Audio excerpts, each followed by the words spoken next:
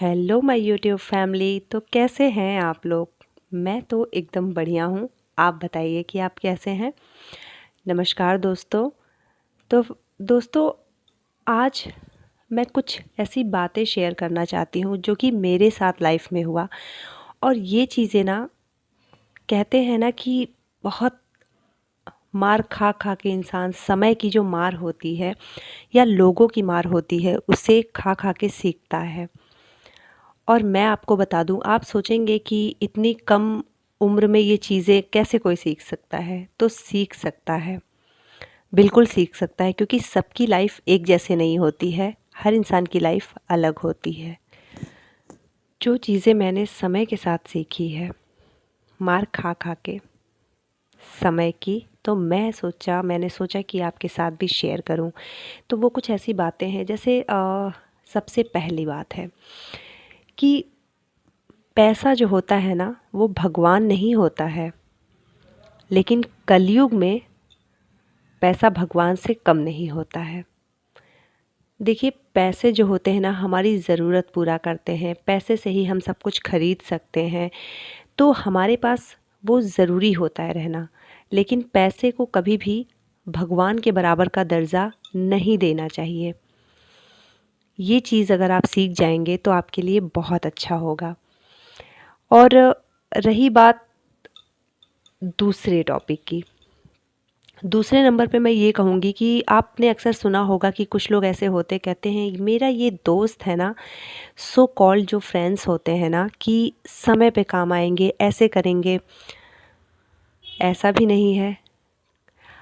आपको हमेशा आपके अंदर की जो शक्ति है, परमात्मा की शक्ति, वही आपको हमेशा काम आएगी। आपके ये दोस्त भी एक समय के बाद आपका साथ छोड़ देंगे।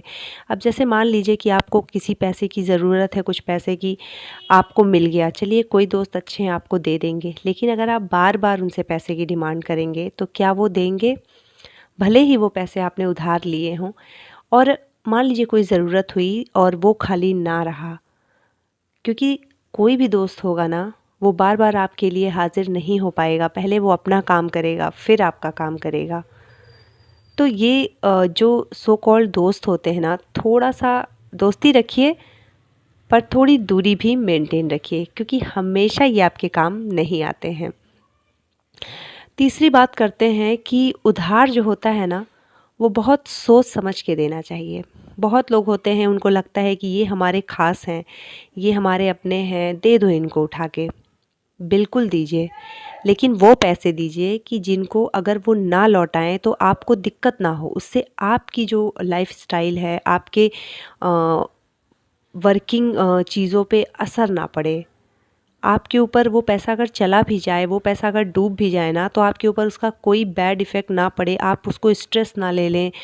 तो ऐसे उधार दीजिए। ये नहीं कि आपने अपनी जो सेविंग्स रखी है, जो आपकी ज़रूरत की चीज़ें हैं, समय के लिए आपने रखी है, आपको ज़रूरत पड़ सकती है तुरंत में, आप उठा करके दे दीजिए। और आपको जब वो चीज़ें वापस नहीं मिलती हैं ना, तो वो बहुत ख़राब लगता है। क्योंकि बहुत बार ऐसा हुआ है कि आपके किसी ख़ास ने ही आपसे उधार ले लिया हो, और जब वापस करने की बारी आई हो तो फिर उसने वापस नहीं किया हो, अपना रूप ही बदल लिया हो।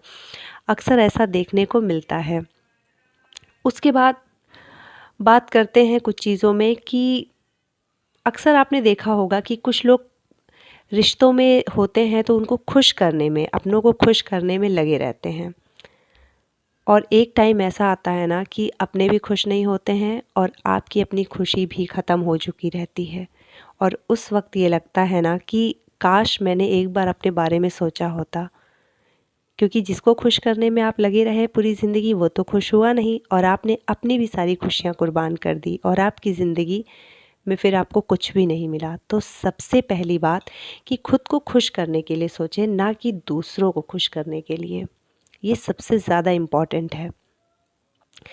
उसके बाद बात करते हैं, आप देखिए आजकल के टाइम में क्या है ना, बहुत लोग को आप देखते होंगे कि सामने वाला मेरे बारे में गलत ना सोचे। सामने वाले के मेरे बारे में उसने क्या राय बनाई है, सामने वाला मेरे बारे में अच्छी राय रखे। कोई ये ना कहे कि ये बंदा इतना गलत है, इतना ख़राब है, हमेशा अच्छी बात बोले। तो ये चीज़ें जो होती हैं ना, ये चीज़ें आपको छोड़नी पड़ेंगी। जिस दिन आपने ये चीज़ें छोड़ दी, आप बहुत खुश हो जाएंगे, बहुत सुकून की ज़िंदगी आप जिएंगे। ये करके आप देख लीजिए, आपको ये चीज़ें समझ में आ जाएंगी। फिर हम बात करते हैं कि आजकल के जो युवा हैं उनकी बात करेंगे कि अक्सर आप देखिए कि जब वो किसी को पसंद करते हैं ना, तो कहते हैं कि प्लीज़ प्लीज़ अपने प्यार की भीख मत मांगिए, चाहे वो कोई भी रिश्ता हो।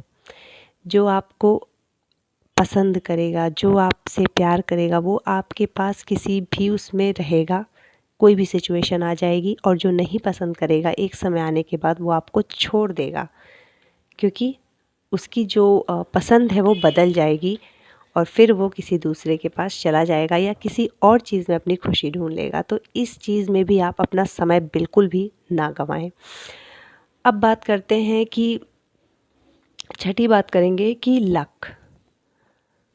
ये काम तो मैंने भी किया। मुझे लगता था मेरा लक बहुत अच्छा है, धीरे धीरे अच्छा हो जाएगा और मुझे क्या ज़रूरत है अपने अंदर स्किल डेवलप करने की।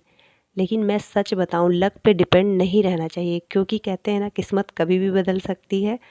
तो हमेशा अपने अंदर एक स्किल डेवलप करिए और उसमें निरंतर लगे रहिए, उसको और अच्छा करने की कोशिश करिए। क्योंकि जब आप अपने लिए सोचते हैं, जब आप अपने आप को बेटर बनाने के लिए सोचते हैं, तो धीरे धीरे आपका लक अच्छा हो ही जाता है। अगर ख़राब भी हो तो भी अच्छा हो जाता है। फिर बात करते हैं कि सबसे पहले 8वें नंबर की मैं बात बताऊंगी, जो 8वां पॉइंट है कि अपनी कमियों पे काम करें कि आपके अंदर क्या कमी है। अक्सर इंसान सोचता है कि मेरे अंदर ये कमी है तो मैं इसे छुपा ले जाता हूँ और इस पे काम करने की क्या ज़रूरत है, मैं इसे सामने नहीं लाऊंगा। तो आप लिख के ले लो। अगर आप उसे जितना छुपाओगे वो उतना ही आपके सामने आती जाएगी आती जाएगी। आप उससे पीछा नहीं छुड़ा सकते हैं।